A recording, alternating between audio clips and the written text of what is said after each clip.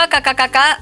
Kita jumpa kembali dalam program persiapan guru sekolah minggu. Kakak-kakak yang dikasih Tuhan, pada episode kali ini kita mempersiapkan bahan persiapan kita dari Matius pasal 6 ayat 5-13, diberi judul belajar dari doa Bapa kami, Tuhan mengajar berdoa. Belajar dari doa Bapa kami, Tuhan mengajar berdoa. Sebelum kita mulai persiapan kita, saya mengajak kita semua berdoa. Mari kita berdoa. Bapa di surga, Bapa yang penuh kasih, kami anak-anak-Mu yang masih Engkau percayakan untuk boleh menyampaikan firman-Mu pada anak sekolah minggu. Kami mohon berkat-Mu, pimpinan-Mu, kala kami akan mempersiapkan bahan ajar. Terima kasih Bapa, amin. Untuk bahan Alkitabnya akan disampaikan oleh Kak Pendeta Hendra. Mari silakan Kak Pendeta Hendra. Salam kakak-kakak, kita akan bersama-sama membahas firman Tuhan pada kesempatan kali ini. Kita akan membahas dari Matius pasal yang ke-6 ayat 5 sampai dengan 13. Ini kisah tentang Tuhan Yesus yang mengajarkan berdoa. Mari kakak-kakak, kita akan membaca bagian firman Tuhan. Saya akan bacakan buat kita semua. Dan apabila kamu berdoa, janganlah berdoa seperti orang munafik. Mereka suka mengucapkan doanya dengan berdiri dalam rumah-rumah ibadat dan pada tikungan-tikungan jalan raya, supaya mereka dilihat orang. Aku berkata kepadamu, sesungguhnya mereka sudah mendapat upahnya. Tetapi jika engkau berdoa, masuklah ke dalam kamarmu, tutuplah pintu, dan berdoalah kepada Bapamu yang ada di tempat tersembunyi. Maka Bapamu yang melihat yang tersembunyi akan membalasnya kepadamu. Lagi pula dalam doamu itu janganlah kamu bertele-tele seperti kebiasaan orang yang tidak mengenal Allah. Mereka menyangka bahwa karena banyaknya kata-kata doanya akan dikabulkan. Jadi janganlah kamu seperti mereka. Karena Bapamu mengetahui apa yang kamu perlukan sebelum kamu minta padanya. Karena itu berdoalah demikian. Bapa kami yang di sorga, dikuduskanlah namamu, datanglah kerajaanmu, jadilah kehendak-Mu di bumi seperti di sorga. Berikanlah kami pada hari ini makanan kami yang secukupnya, dan ampunilah kami akan kesalahan kami, seperti kami juga mengampuni orang yang bersalah kepada kami. Dan janganlah membawa kami ke dalam pencobaan, tetapi lepaskan kami daripada yang jahat. Karena Engkaulah yang mempunyai kerajaan dan kuasa dan kemuliaan sampai selama-lamanya. Amin. Demikian pembacaan firman Tuhan yang berbahagia adalah setiap kita yang membaca dan yang memelihara firman Allah dalam hidup. Kita mau mengajak adik-adik untuk belajar dari doa Bapa kami. Ini kita mau bawa untuk memperkenalkan adik-adik tentang Tuhan yang mengajar berdoa. Mari kita susuri ayat per ayat apa yang Tuhan rindukan untuk kita sampaikan kepada adik-adik.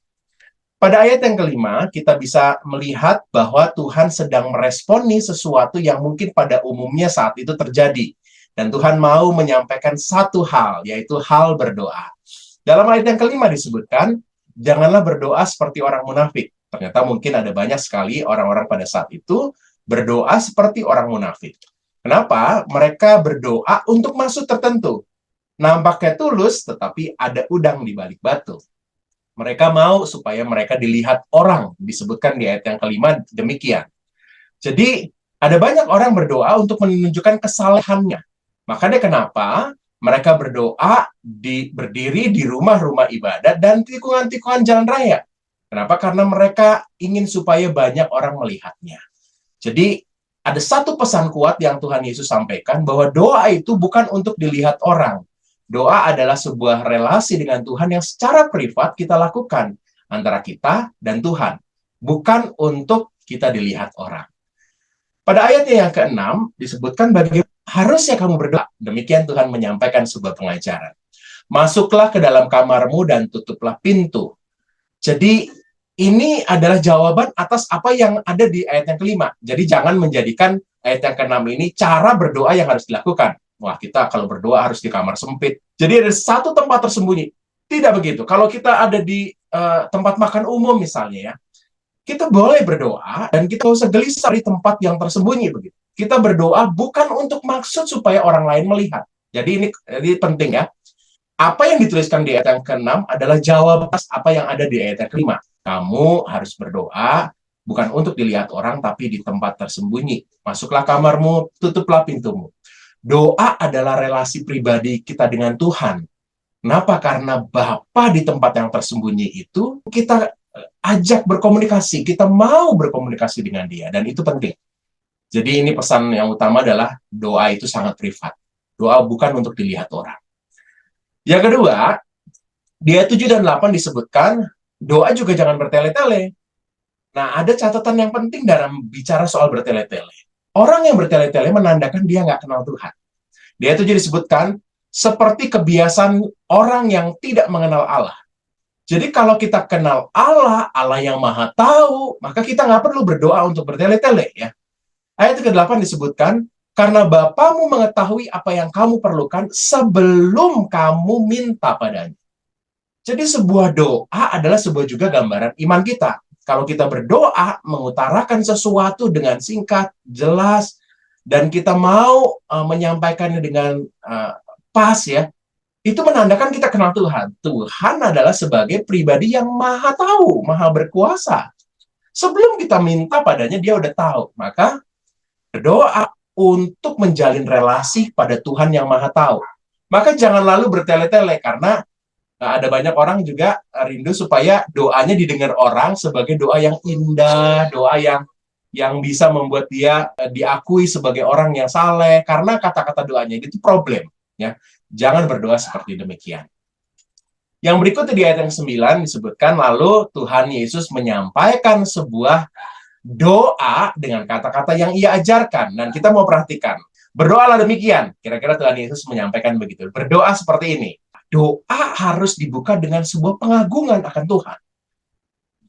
Bapa kami yang di sorga, dikuduskanlah namamu, inilah kehendakmu. Jadi sebuah pengagungan, tapi juga kita mendasari doa ini, apa yang aku sampaikan ini adalah sebuah doa yang sebenarnya adalah doa yang aku dasarkan pada Tuhan yang maha tahu. Jadi kehendak Tuhanlah yang jadi, bukan apa yang aku minta, bukan apa yang aku paksa dengan keinginan-keinginanku, tapi benar-benar adalah tentang Tuhan. Jadi doa penuh rasa hormat harus kita lakukan, dan juga doa yang tunduk pada kuasa Tuhan yang penuh dengan kuasa itu. Lalu ayat yang berikutnya, Tuhan Yesus menyampaikan satu pokok doa yang perlu disampaikan adalah, mintalah apa yang dibutuhkan dalam satu hari. Ya. Ada sesuatu yang diminta dalam satu hari. Dan kita perlu juga mengutarakannya apa yang kita butuhkan. Tapi jangan apa yang kita inginkan, tapi apa yang kita butuhkan. Makanya dia sebelah disebutkan pada hari ini. Pada hari ini, besok ada kesulitannya sendiri. Dan ketika kita mengatakan pada hari ini, kita mau mengatakan bahwa Tuhan tahu apa yang dibutuhkan pada hari depan. Makanya doa yang dinaikkan oleh Tuhan Yesus yang diajarkan kepada para murid-muridnya itu tentang ketika dia mengatakan, berikanlah kami pada hari ini makanan kami yang secukupnya. Ini bukan hanya soal meminta sesuai kebutuhan, tapi juga ada sebuah keyakinan, pengenalan akan Tuhan, bahwa Tuhan itu adalah pemelihara hidup.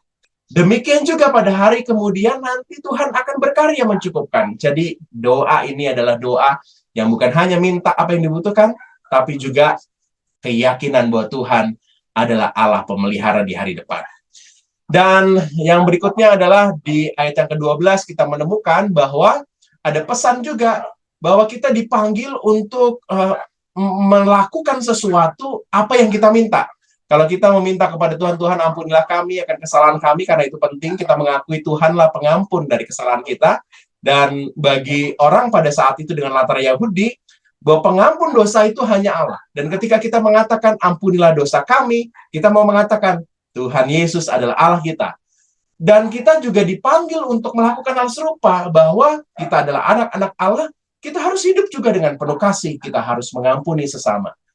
Bukan hanya memohon, tapi juga sadar, apa sih panggilan kita sebagai orang yang mengenal Tuhan yang penuh kasih, kita juga harus melakukan bagian kita.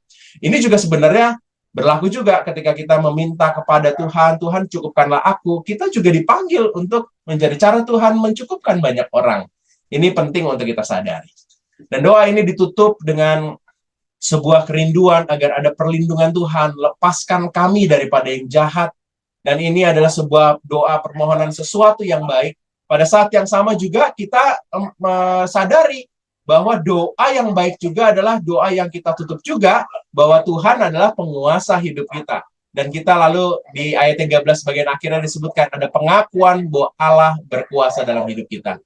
Demikian kakak-kakak, kita mau menyampaikan kisah ini dan mengajarkan kepada adik-adik. Yang pertama, bahwa berdoa itu untuk bangun relasi dengan Tuhan.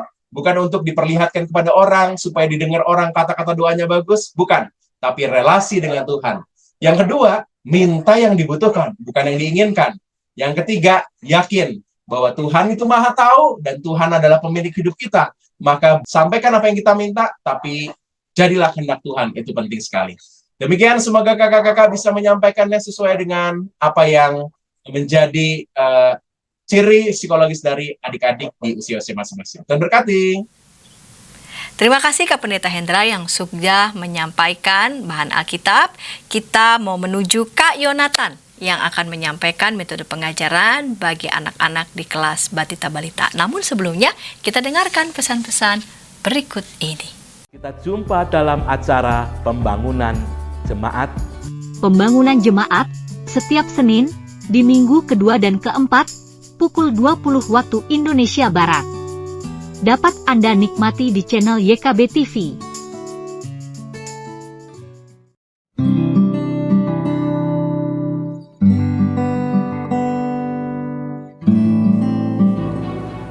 Hi folks, this is Daily Spirit for Youth, a daily devotional that helps you grow closer to God and apply His Word to your life. Daily Spirit for Youth dapat Anda saksikan hari Senin sampai Sabtu, pukul 4.30 waktu Indonesia Barat, di channel YKB TV.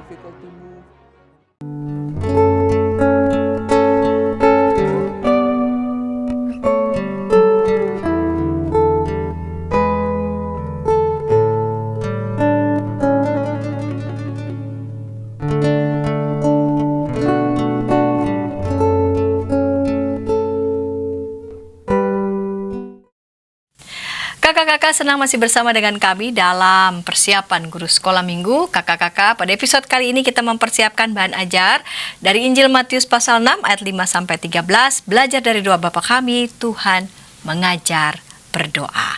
Kita mau mendengarkan Kak Yonatan yang akan menyampaikan metode pengajaran bagi anak di kelas Batita Balita. Mari silakan Kak Yonatan. Halo kakak-kakak semua, bertemu lagi dengan saya Yonatan dalam acara persiapan guru sekolah minggu. Hari ini kita kembali akan mengulik bersama mengenai metode yang tepat untuk mengajar batita dan balita ya khususnya dengan tema Tuhan mengajar doa. Kira-kira metode apa? Nah, metode yang saya ingin tawarkan sesuai dengan tujuannya nih. Tujuan dari mengajar kali ini adalah untuk anak mengetahui bahwa Tuhan mengajarnya berdoa. Jadi kita harus memberitahu bahwa Tuhan mengajar berdoa ya, itu kognitifnya. Dan afektifnya, anak dapat mengucapkan sebuah doa pendek. Mungkin yang balita bisa ya dengan mudah mengucapkan doa pendek. Tapi bagaimana nih dengan batita? Nggak apa-apa, kita coba bersama mencari tahu metode apa yang bisa kita lakukan untuk mengajar anak-anak berdoa. Nah, metode yang ingin saya tawarkan adalah memperkenalkan banyak aktivitas kakak-kakak. Jadi memang sih temanya secara khusus untuk mengajar kita berdoa, tapi menurut saya akan lebih seru lagi karena anak-anak batita ini lagi berusaha memahami banyak hal, kita juga memberikan pengertian bahwa ternyata aktivitas tuh ada banyak gitu ya. Kita bisa menggunakan berbagai metode dan salah satu metode yang ingin saya tawarkan adalah bercerita sambil mempraktikkan aktivitasnya.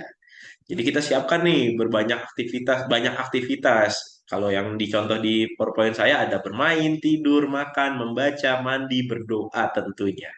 Bagaimana caranya? Caranya adalah kakak-kakak semua harus membuat gerakan dari beberapa aktivitas. Tadi kan ada banyak nih aktivitasnya. Pilihlah beberapa. Sebagai contoh saya kasih tahu ya. Tidur misalkan aktivitasnya tidur gitu ya, kita membuat gerakan kalau tidur tuh gerakannya seperti ini gitu ya, seperti anak sedang tidur. Terus lalu makan seperti apa? Nanti buat gerakannya seperti ini, menggunakan seperti memegang sendok dan garpu gitu ya. Terus bermain seperti apa? Ini bebas kakak-kakak. Kalau saya kayak main hujan-hujanan jadi kayak gini ya, bergembira gitu nanti gerakannya. Dan juga berdoa tentunya kita selama ini tahu bahwa berdoa sifat sikapnya adalah lipat tangan, tutup mata, tundukkan kepala. Jadi nanti setiap anak-anak mendengar kata aktivitas ini, anak-anak harus bergerak sesuai dengan katanya. Misalkan kalau ada kata tidur, semua tidur. Kata makan, semua makan. Kata bermain, semua bermain. Dan tentunya nanti yang menjadi core inti pembahasan dari sini adalah berdoa. Jadi semuanya akan menunjukkan sikap doa. Bagaimana cara melakukannya supaya lebih seru lagi? Kita buat ini menjadi sebuah cerita, kakak-kakak. Kita membuat cerita, jadi kita cerita sambil mempraktikkan aktivitas dan gerakan yang sudah ditentukan. Ini contoh salah satunya gitu ya. Salah satu ceritanya. Suatu hari Reni sedang bermain. Wah, nanti semua anak-anak harus bermain. Gimana bermain gitu ya. Sedang bermain di lapangan gitu ya. Lalu ibunya memanggil Reni untuk makan. Gimana makan? Nanti semuanya praktekin makan seperti apa gitu ya. Setelah itu Reni segera mandi, wah nggak ada gerakannya, nggak apa-apa, berarti nggak usah dulu gitu ya. Karena sudah saatnya ia untuk tidur, semuanya tidur. Terus namun dia ingat sebelum tidur ia harus berdoa terlebih dahulu. Nanti semuanya menunjukkan sikap berdoa. Nah, nanti kakak-kakak karena Batita dan Balita itu masih sangat terpengaruh oleh emosi dari cara bicara, cara kita memainkan nada bicara. Jadi ceritanya juga harus yang seru ya kakak-kakak. Jadi kayak bermain, ada tekanannya. Terus makan, terus tidur, gimana tidur nadanya. Dan juga kalau berdoa, kita nanti ucapkannya kalau bisa lebih kayak menghayati dalam hati gitu ya, dengan lebih sendu gitu. Berdoa gitu ya. Jadi ada tekanan-tekanan beberapa aktivitas dan ditutup dengan doa nantinya. Sehingga dengan metode ini anak-anak jadi mengerti nih kalau berdoa tuh sikapnya seperti apa. Setelah kita bermain gitu ya, setelah kita melakukan aktivitas bercerita ini, baru kita bisa masuk bahwa kenapa sih sikap doa harus seperti ini? Kita masuk ke dalam bacaan bahwa alasan sikap doa harus seperti demikian adalah dengan menceritakan ya Injil Matius 6 ayat 5 sampai 13 yang kita bahas tadi. Yang memperlihatkan bahwa ternyata Tuhan sendiri mengajarkan kita berdoa. Memang dia nggak ngajarin lipat tangan seperti ini, enggak. Tapi kita belajar bahwa doa tuh harus dengan sikap yang serius, sikap yang fokus kepada Tuhan, dan sikap yang sangat intim dengan Tuhan. Kita ajarkan dengan sangat sederhana. Dan karena tujuannya tadi adalah afektif ya untuk membuat anak bisa mengucapkan doa pendek, nanti penutupnya kita bisa gunakan dengan belajar berdoa gitu ya, belajar doa sederhana. Saya yakin kakak-kakak semua bisa mengajarkan sangat sederhana berdoa kepada anak-anak batita dan balita. Bisa doa makan, doa tidur, doa sebelum tidur, atau mungkin doa sebelum berangkat sekolah gitu. Dan ini salah satu contohnya gitu ya. Doa untuk sebelum tidur gitu ya. Dulu saya juga pertama kali belajar berdoa, doa sebelum tidur gitu ya. Nah, pokoknya harus ada kata bersyukur ya, terima kasihnya, terus juga meminta tolong pada Tuhan dan juga tentunya diakhiri dengan kata amin. Dan sebenarnya ada beberapa saran juga sih kakak-kakak untuk anak-anak bisa lebih mengerti lagi doa, dia menggunakan lagu 5 jari gitu ya. Pasti kakak-kakak semua juga tahu. Ya, kira-kira itu kakak-kakak yang bisa saya sampaikan metode-metode. Ya, mungkin kakak-kakak udah punya berbagai metode menarik juga untuk batita dan balita. Tapi yang saya sarankan adalah salah satu opsi metode gitu ya. Agar anak-anak bisa belajar berbagai hal dan khususnya untuk doa gitu ya. Kira-kira itu, terima kasih. Selamat melayani kakak-kakak semua. Terima kasih Kak Yonatan yang sudah menyampaikan metode pengajaran bagi anak-anak di kelas Batita dan Balita. Kita mau mendengarkan Kak Dinar yang akan menyampaikan metode pengajaran bagi anak-anak di kelas kecil. Namun sebelumnya kita dengarkan pesan-pesan berikut ini. Dari kungkungan malam gelap, Nyanyikanlah nyanyian baru, Setiap hari Rabu, pukul 12 waktu Indonesia Barat, dapat Anda nikmati di channel Lagu Rohani YKB TV. Kita jumpa dalam acara pembangunan jemaat. Pembangunan jemaat setiap Senin di minggu kedua dan keempat pukul 20 waktu Indonesia Barat. Dapat Anda nikmati di channel YKB TV.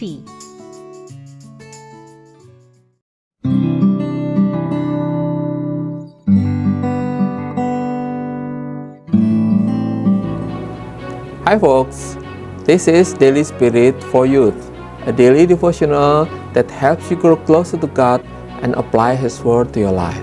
Daily Spirit for Youth dapat Anda saksikan hari Senin sampai Sabtu pukul 4.30 waktu Indonesia Barat di channel YKB TV.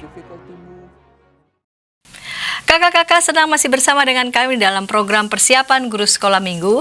Pada episode kali ini kita mempersiapkan bahan ajar dengan judul Belajar dari Doa Bapa Kami, Tuhan Mengajar Berdoa, dari Injil Matius pasal 6 ayat 5 sampai 13. Dan kita mendengarkan Kak Dinar yang akan menyampaikan metode pengajaran bagi anak-anak di kelas kecil. Mari silakan Kak Dinar.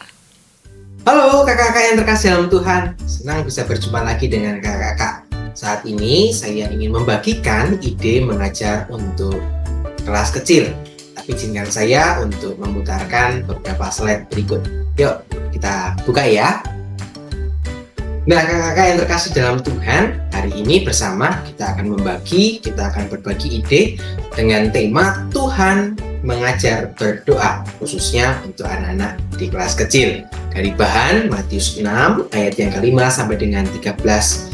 Tadi kita sudah mendengar sedikit ulasan tentang bagaimana Tuhan Yesus yang mengajar doa. Nah kali ini di kelas kecil kita akan secara rinci membahas bagaimana kemudian bagian ini kita sampaikan kepada anak-anak.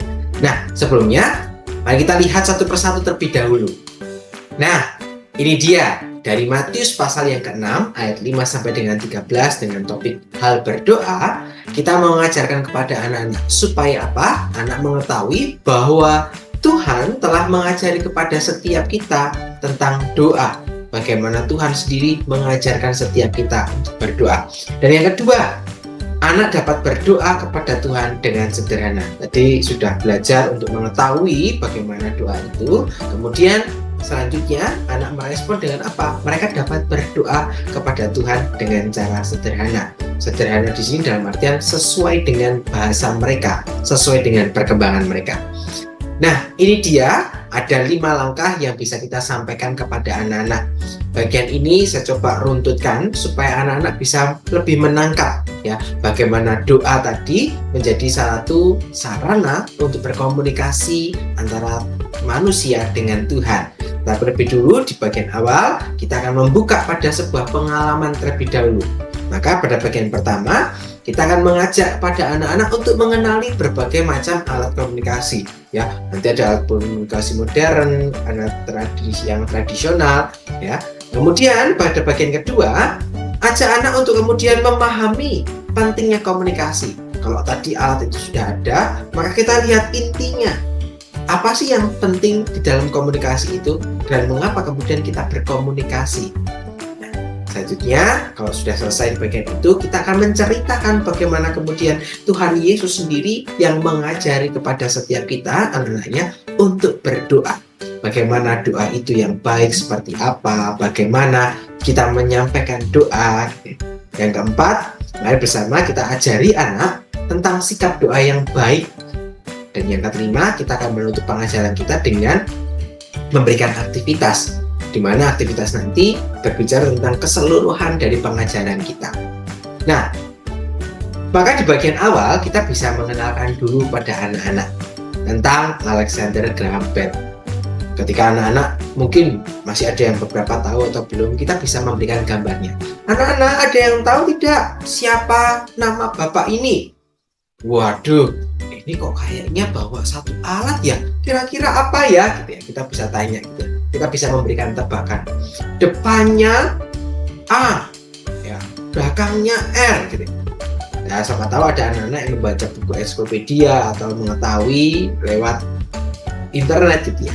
dia adalah seorang penemu telepon. Kira-kira siapa? Ada yang tahu? Kalau ada yang tahu gitu ya, atau mencoba menebak, maka kita harus mengapresiasi gitu ya, atau arahkan, ya ini kurang, ayo kurang sedikit lagi, kita dorong anak-anak gitu ya. Kalau nggak ada, maka kita memberitahukan ini bagian ini ya.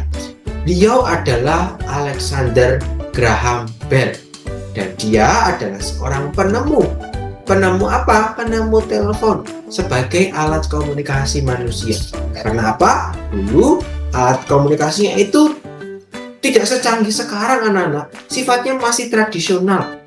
Nah, yuk kita coba lihat bagian selanjutnya. Nah, bagiannya ada dua ya. Ketika kita melihat ada dua macam alat komunikasi gitu ya, kita bisa kasih tahu. Dulu sebelum telepon itu ditemukan, orang berkomunikasi itu dengan apa? Oh, ada nih, namanya apa? Kentongan gitu ya. Kalau ada tanda bahaya ya, nggak mungkin kan teriak-teriak sekampung gitu ya, maka dapat dengan memberikan kentongan, tong tong tong tong. Oh, kalau kentong satu itu artinya apa, dua apa, tiga apa gitu ya. Kalau yang jarak jauh biasanya menggunakan nih yang di atas, apa namanya, surat. Nah, ada surat gitu ya. Nah, ada yang pernah menulis surat? Kita bisa tanyakan itu pada anak-anak gitu ya. Kalau orang dulu berkomunikasi jarak jauh dengan surat gitu ya, menuliskan gitu ya, dia menceritakan pengalamannya ataupun ada banyak hal lainnya gitu ya. Nah, kalau dulu dengan menggunakan alat ini, tapi kebanyakan alat komunikasi tradisional itu tidak bisa langsung, harus menunggu waktu, ada jeda yang begitu lama. Nah, Bapak Alexander Graham Bell merasa, wah kalau caranya seperti ini akan memperberat aktivitas manusia. Kalau lagi suasananya genting, butuh yang cepat, bagaimana? Dan akhirnya kemudian dia menemukan satu alat yang disebut dengan telepon. Nah, seperti bagian yang sebelah sini. Ya, ada namanya HT, ya, walkie-talkie, kayak yang dipakai Bapak polisi itu loh, kalau teman-teman tahu gitu ya. Nah, itu untuk komunikasi lebih cepat. Atau pakai telepon. Siapa yang di rumah punya telepon kayak ini gitu ya. Nah, ada nomornya gitu ya, kalau diangkat atau ada telepon gitu ya, dia berdering gitu ya. Atau yang seperti teman-teman punya apa itu gadget, ada HP ya, ada HP gitu ya. Wah, siapa yang punya HP gitu ya? Ya, nah ini alat-alat yang modern. Kalau dulu masih tradisional dengan cara ini, tapi gara-gara Pak Alexander Graham Bell, kemudian telepon itu berkembang menjadi alat yang lebih modern. Nah, mungkin bagian ini juga bisa diimprovisasi dengan memberikan penempatan gitu ya. Kita kasih gambar gitu ya. Yuk teman-teman, menurut teman-teman mana sih alat komunikasi yang modern dan tradisional? Jadi nanti kita bisa menyediakan beberapa gambar untuk kemudian kita tempatkan. Oh, yang tradisional itu seperti apa gitu ya. Kita bisa arahkan di situ. Oh, yang tradisional itu yang ini, oh yang modern ini. Atau kita bisa mengimprovisasinya dengan suara bunyi-bunyian gitu ya. Alat komunikasi yang bunyi dong dong dong dong dong dong dong itu apa gitu ya. Kalau taralalat itu apa gitu ya. Artinya kita membantu anak untuk mengidentifikasi suara ya, atau kita bisa mengembangkannya lagi ya. Nah, dari sini kita mengajak anak-anak untuk memahami berbagai macam alat komunikasi yang seringkali digunakan. Alat komunikasi ini ditemukan untuk membantu manusia dalam berkomunikasi. Ketika jaraknya jauh gitu ya, dia tidak harus menunggu lama, tapi dia bisa dengan cepat ya. Apalagi sekarang ada internet gitu ya, akan menjadi lebih cepat. Nah, maka bagian selanjutnya kita bisa mengarahkan anak-anak. Nah, kalau alat komunikasi ini kan digunakan untuk berkomunikasi atau bercakap-cakap antara manusia dengan manusia. Kalau kita mau berbicara sama Tuhan, kita pakai apa ya teman-teman ya? Ada yang tahu kalau kita mau ngomong sama Tuhan, kita harus apa? Apa? Iya, dengan kita berdoa. Ini kemudian kita bisa ajarkan kepada anak-anak. Iya, dengan kita berdoa, ya, kita bisa berkomunikasi dengan Tuhan. Kenapa? Karena komunikasi itu sangat penting untuk membangun relasi kita, untuk membangun untuk kemudian menumbuhkan rasa percaya, gitu ya, untuk kemudian bisa saling memahami, gitu ya. Kalau kita berbicara dengan sesama kita, ya itu untuk tadi ya, menjalin relasi, mempererat hubungan, demikian juga dengan Tuhan. Semakin kita sering berkomunikasi dengan Tuhan, kita akan merasakan bagaimana Tuhan itu menyertai setiap kita. Maka berdoa menjadi salah satu cara untuk setiap orang yang percaya pada Tuhan dapat mengalami pertumbuhan, ya, mengalami eratnya sebuah relasi. Caranya seperti apa? Oh, dengan cara melipat tangan dan tutup mata. Kemudian kita bisa mengucapkan tentang apapun kepada Tuhan. Nah, selanjutnya kakak-kakak kita bisa mengajarkan lagi, gitu ya. Terus bagaimana toh doa yang baik itu? Doa yang baik itu dengan cara kita lipat tangan, tutup mata. Ya. Kenapa kok harus lipat tangan dan tutup mata? Oh, supaya kita itu fokus. Kalau kita berdoanya dengan melek gitu ya, kita jadi tidak fokus. Ya. Lagi mau berdoa tiba-tiba ada orang lewat, tiba-tiba kita bisa hilang fokusnya. Wah, mau ngomong apa sama Tuhan jadi kelupaan. Maka dalam Matius pasal 6 ayat 6-7, Tuhan mengajarkan kepada kita juga loh. Apa itu? Ketika kita berdoa, Tuhan mengajarkan kita untuk kita masuk ke dalam kamarmu. Kenapa? Karena dulu orang yang berdoa itu motivasinya adalah menunjukkan kepada orang lain. Jadi waktu itu gitu ya, orang banyak itu berdoa di tengah lapangan, di persimpangan jalan, mereka berteriak-teriak. Supaya apa? Mereka kelihatan saleh.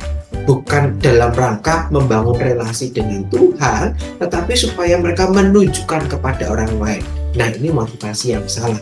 Maka Tuhan tidak berkenan. Ya, Tuhan mau mengatakan apa? Oh, masuklah ke dalam kamarmu. Artinya kita harus secara khusyuk kepada Tuhan. Ya, jangan di tempat yang ramai gitu ya. Tuhan katakan tutuplah pintu dan berdoa supaya kita benar-benar bisa fokus di dalam doa kita kepada Tuhan. Nah, selanjutnya dikatakan di sana jangan bertele-tele. Jadi kalau kita berdoa sama Tuhan itu tidak usah yang panjang lebar, yang kata-katanya indah, tidak perlu. Cukup kita mengatakan apa yang kita perlukan, apa yang kita rasakan. Kalau kita lagi sakit, ya kita berdoa, Tuhan, aku sakit, kepala aku pusing, badanku panas, gigiku sakit, tolong Tuhan sembuhkan. Aku percaya bahwa Tuhan sanggup memulihkan.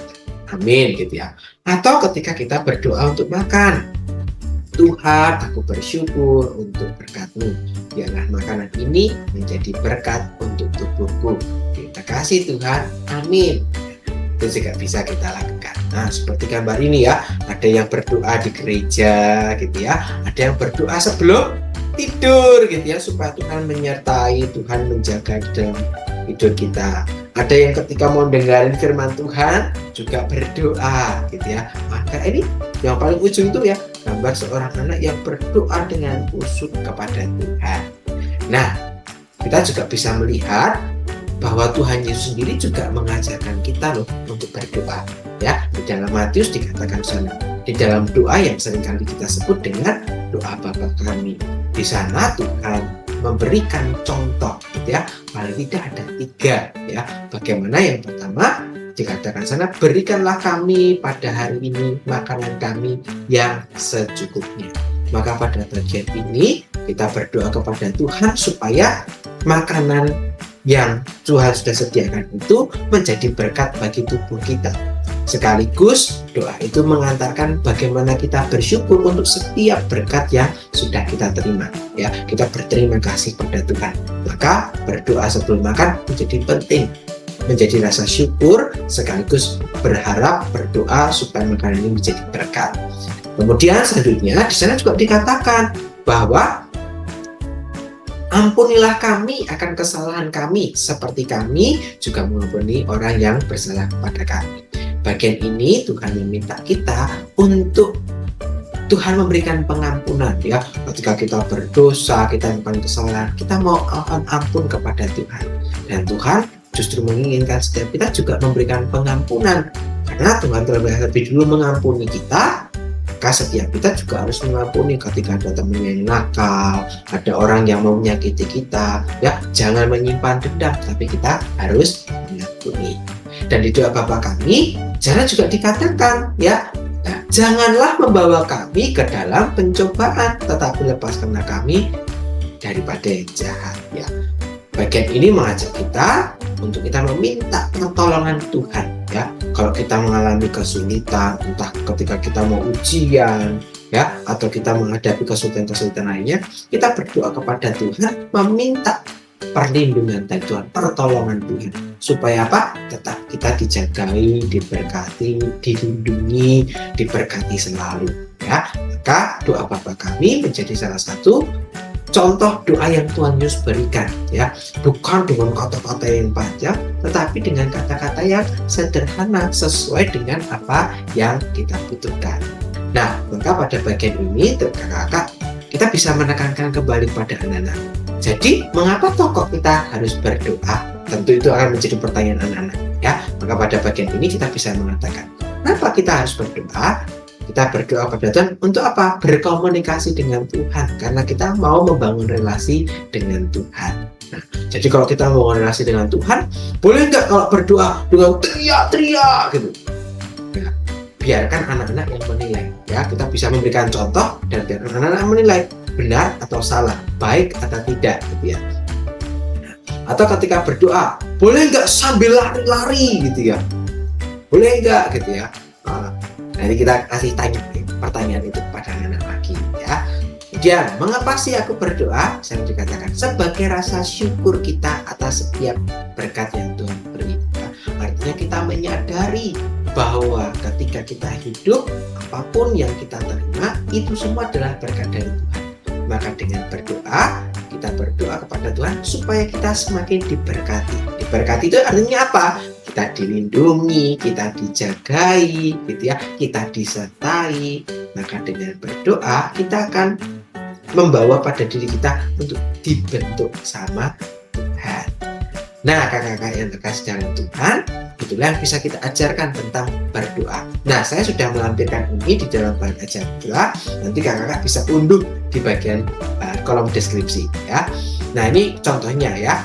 Ada kata, aku akan berdoa saat aku mau titik-titik. Nah, ini ada gambar gitu ya.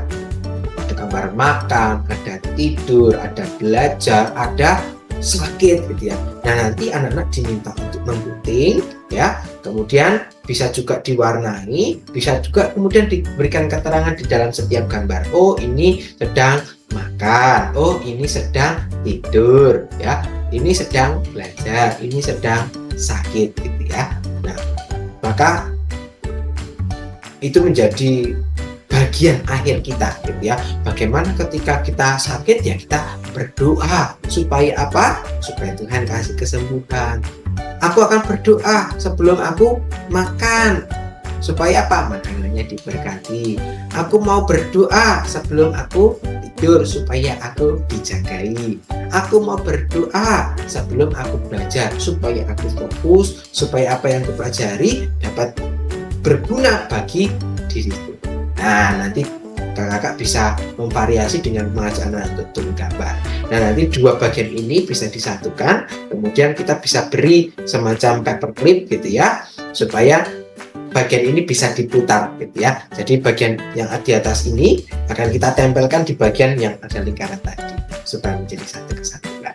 Nah, kakak-kakak yang terkasih, demikian yang bisa saya bagikan. Kiranya apa yang saya bagikan ini bisa menjadi berkat dan supaya bagian ini mematik inspirasi bagi setiap kita, sehingga ide ini bisa dikembangkan menjadi bentuk pengajaran yang lebih menarik lagi sesuai dengan kebutuhan kita masing-masing.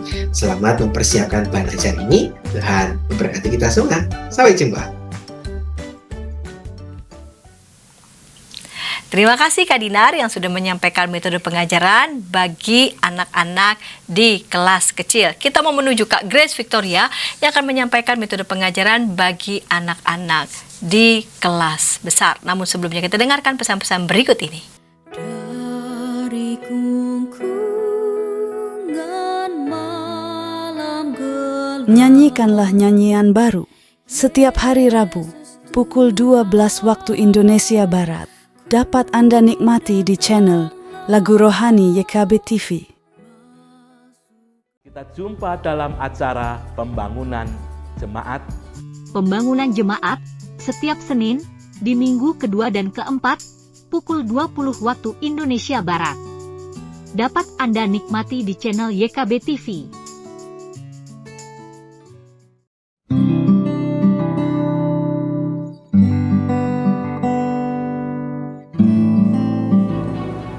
Hi folks, this is Daily Spirit for Youth, a daily devotional that helps you grow closer to God and apply His Word to your life. Daily Spirit for Youth dapat Anda saksikan hari Senin sampai Sabtu pukul 4.30 waktu Indonesia Barat di channel YKB TV. Kakak-kakak, senang masih bersama dengan kami dalam program persiapan guru sekolah minggu. Pada episode kali ini kita mempersiapkan bahan ajar kita dengan judul Belajar dari Doa Bapa Kami, Tuhan Mengajar Berdoa, dari Injil Matius pasal 6 ayat 5 sampai 13. Dan kita mau mendengarkan Kak Grace Victoria mau menyampaikan metode pengajaran bagi anak-anak di kelas besar. Mari silakan Kak Grace Victoria. Halo kakak-kakak, hari ini kita akan sama-sama persiapan untuk kelas besar dengan tema Tuhan Mengajar dari Matius pasal 6 ayat 5 sampai 13. Nah, karena kita mengejar di kelas besar, kita ingat kembali apa yang menjadi tujuan untuk pengajaran kita minggu ini. Tujuan yang pertama adalah anak mengetahui bahwa Tuhan mengajar berdoa. Dan tujuan yang kedua adalah anak dapat berdoa kepada Tuhan dengan cara yang sederhana. Kita harus ingat dua tujuan itu ya kakak-kakak, sehingga setiap penyampaian kita ke adik-adik itu semua tertuju untuk mencapai tujuan tersebut. Nah, kita hari ini akan membahas tentang Tuhan mengajar doa, dan saya akan memberikan ide-ide, usulan bagaimana cara penyampaian yang bisa kita berikan untuk adik-adik di kelas besar. Yang pertama, kakak-kakak bisa bertanya kepada adik-adik, kepada teman-teman, siapa di sini yang pernah berdoa? Gitu ya. Wah, tentu jawabannya semua pernah berdoa. Tapi juga bisa tanya selanjutnya lagi ya. Siapa di sini yang pernah berdoa? Kalimatnya begini. Tuhan, hari ini aku mau tidur. Amin. Nah, kita lihat kakak-kakak, bagaimana respon adik-adik ketika kakak-kakak bertanya demikian. Kalimat yang sederhana, hanya Tuhan, aku mau tidur. Amin. Atau Tuhan, sekarang aku mau makan, berkati makanan ini. Amin. Kita bisa lihat ya respon adik-adik bagaimana atau seberapa sering mereka berdoa dengan kalimat-kalimat seperti itu. Nah, sekarang kita tanya lagi kepada adik-adik. Adik-adik kan udah kelas besar nih. Siapa di sini yang sudah hafal doa Bapa Kami? Nah, biasanya kapan sih kita memanjatkan atau mengucapkan doa Bapa Kami? Mungkin jawabannya adalah ketika doa syafaat atau doa di sekolah. Kita bisa tanya lagi, pernah nggak kita memanjatkan doa Bapa Kami ketika di rumah berdoa sendirian? Kita bisa tahu juga ya kakak-kakak respon adik-adik saat itu seperti apa nantinya. Lalu kita bilang, apakah adik-adik selama ini hanya menghafal doa Bapa Kami atau ada yang ngerti? Apa sih maknanya doa Bapa Kami? Kenapa Tuhan Yesus sendiri memanjatkan doa itu? Dan seringkali doa Bapa Kami disebut sebagai doa yang Tuhan Yesus ajarkan. Maka tema hari ini adalah Tuhan mengajar berdoa. Kalau adik-adik menjawab cuman ngafalin karena disuruh guru, hafalin karena disuruh orang tua dan lain sebagainya, atau bisa jadi ada juga yang bilang ya nggak tahu kak, cuman ikut-ikut aja, atau tahu kak maknanya ada ini. Kita bisa tanya, kita bisa pancing bagaimana respon adik-adik. Ingat kakak-kakak, kelas besar adik-adik udah mulai minim ya responnya. Beda ketika mereka masih kelas kecil. Tapi dari pertanyaan-pertanyaan itu kita mencoba mereka untuk aktif, untuk mau merespon setiap pertanyaan-pertanyaan yang kita ajukan. Nah, hari ini kita akan membahas tentang apa aja sih sebenarnya makna doa Bapa kami yang Tuhan Yesus ajarkan. Tujuan pertama ya, Tuhan, adik-adik tahu Tuhan mengajar mereka berdoa. Maka kita bisa bagi ya kakak-kakak dalam PowerPoint kita masing-masing, dalam apa yang kita persiapkan. Yang pertama, kita tahu kita mau berdoa kepada siapa ya? Bapa kami yang ada di sorga. Kita sampaikan, oh iya, kita mau berdoa kepada Bapa di sorga. Lalu kalimat selanjutnya ditunjukkan untuk apa? Kita memuji, menyembah Dia. Karena apa? Dia adalah Allah yang Maha Kuasa. Biar apapun yang terjadi di bumi ini, kehendaknya di bumi itu juga terjadi seperti di sorga. Lalu setelah kita memuji Tuhan, menyembah Tuhan, kita mengakui kemahakuasaannya Tuhan, adik-adik boleh loh memanjatkan permohonan. Kayak kalau doa Bapa kami, berikanlah kami pada hari ini makanan kami yang secukupnya. Kita bisa mengajukan permohonan. Tapi ingat, permohonannya yang seperti apa? Seperti yang Tuhan ajarkan ya. Ketika Tuhan bilang beri makanan yang secukupnya, Tuhan gak mengajarkan berilah makanan kepada kami yang berkelimpahan sebanyak-banyaknya, tapi yang secukupnya.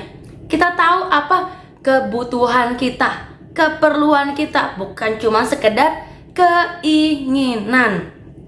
Selanjutnya, kita mengakui kesalahan kita. Kita memohon ampun kepada Tuhan.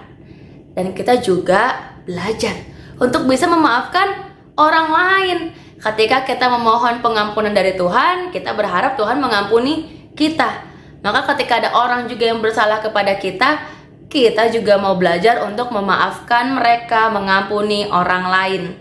Dan selanjutnya, kita memohon pertolongan dari Tuhan untuk kita mampu melakukan apa yang Tuhan inginkan dan menjauhkan dari segala pencobaan.